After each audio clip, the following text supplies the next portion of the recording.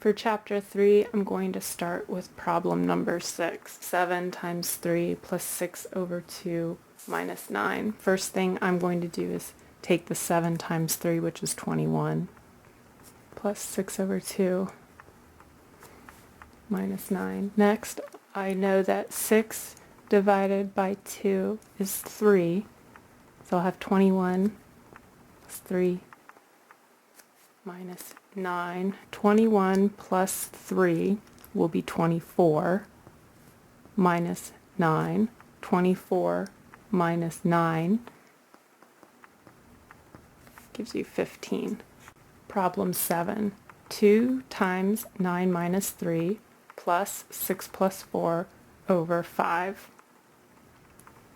9 minus 3 is 6, so I'll have 2 times 6 plus 6 plus 4 is 10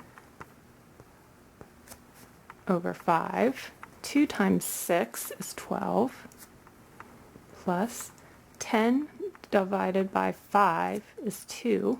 12 plus 2 is 14. Problem 19. 3x plus 9 equals 30.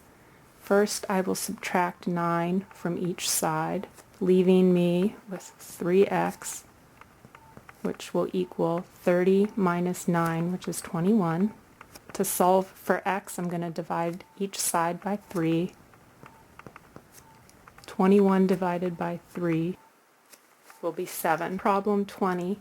Negative 5 times x plus 6 equals 15. The first thing I'm going to do is take negative 5 times each number in the parentheses. I'll have negative 5 times x is 5x, plus negative 5 times 6 will give me negative 30 equals 15, which is basically negative 5x minus 30 equals 15. Just a quick rewrite of the problem. Add 30 to each side, leaving me with negative 5x equals 15 plus 30 is 45. Now, to solve for x, I will divide each side by a negative 5. 45 divided by negative 5 equals negative 9. Problem 21. 3 plus x over 4 minus 1 equals negative 7. The first step I would do is add 1 to each side. That would give you 3 plus x over 4 equals negative 7 plus 1 will give you a negative 6. Now I will subtract 3 from each side. X over 4 equals negative 6 minus 3 equals negative 9.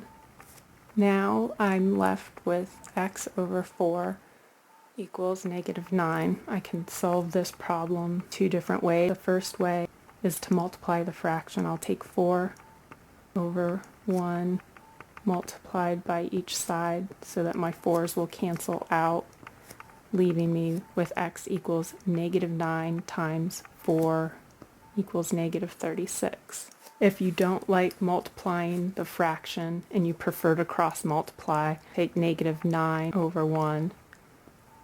Cross multiply will give you x equals negative 9 times 4. X equals negative 36. Problem 23. 1 over 3 times negative 12x equals negative 24. First thing I would do is multiply each side by 3.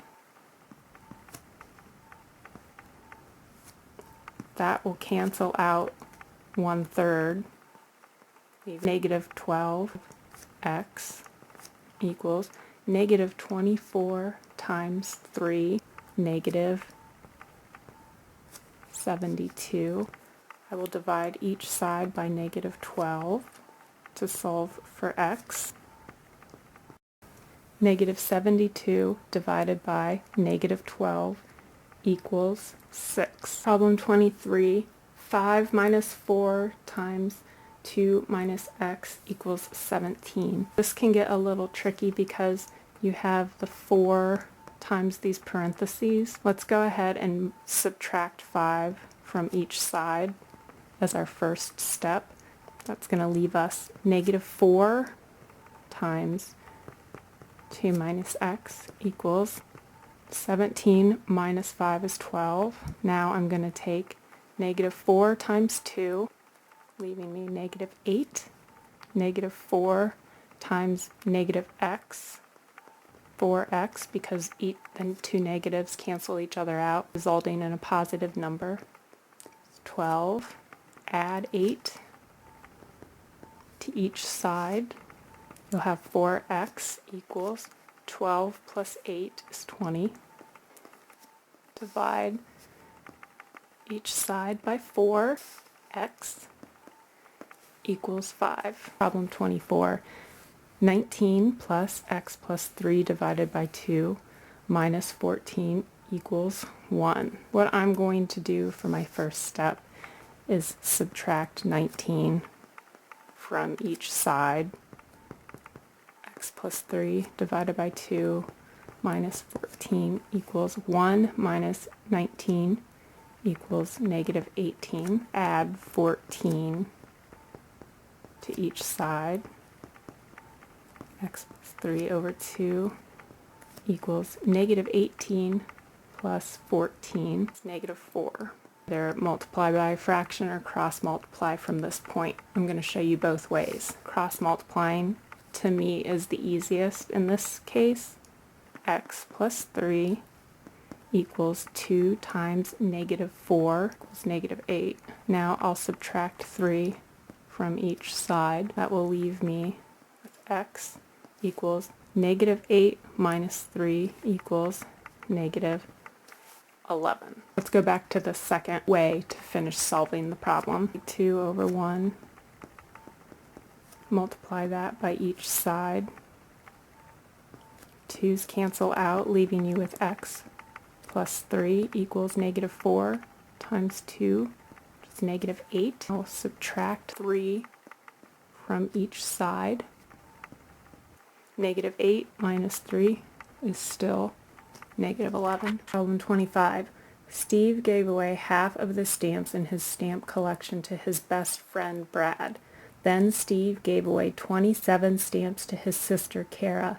If Steve now has just 15 stamps left, how many stamps were in his collection originally? This problem is actually pretty simple. I'm going to do my best to explain it. I hope it makes sense. From the problem we know that half of the original collection went to Brad. 27 of the stamps went to Kara. Steve is left with 15. We want to know x, which represents the original number of stamps in the collection. So this is the formula that you get. Because half of the original collection went to Brad, then we're going to minus 27 of the stamps that went to Karen, and the remainder of stamps is 15. Once you have your equation, all you're going to do is solve for x. First, I'm going to add 27 to each side. So I'll have 1/2 x equals 15 plus 27, which is 42. Now I'll multiply 2 by each side so that they cancel out. You're left with x equals 42 times 2, which is 84. So there were 84 stamps in the collection to begin with.